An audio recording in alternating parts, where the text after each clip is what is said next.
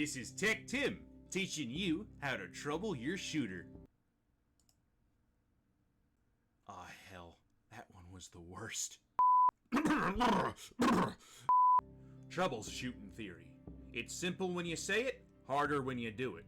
But it's the cornerstone of what it takes to be able to fix and maintain your own equipment or help others in the same endeavor.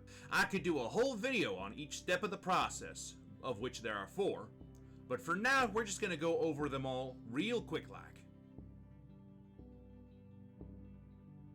Identify the problem. Look at the symptoms of the thing going wrong and observe it in its entirety. Note down error codes. Try and recreate the issue, and take note of as many little details as you can. You never know what may or may not be important. Gather information. Gather as much information as to the specifics of the problem as you can.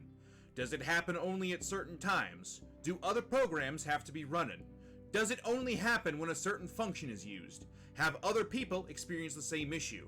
This step is vital for form a theory.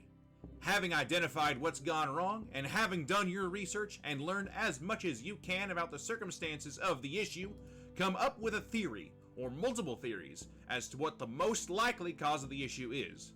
Make sure you have a full understanding of what the problem could be based upon your own skill level and understanding before proceeding to test your theory.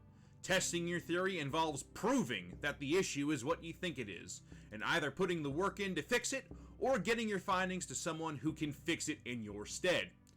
Act on each theory you may have formed from the most likely cause to the least likely, until you've exhausted all possibilities.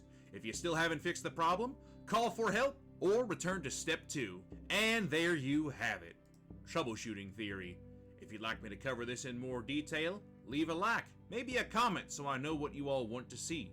And for all other tips and tricks, stay tuned.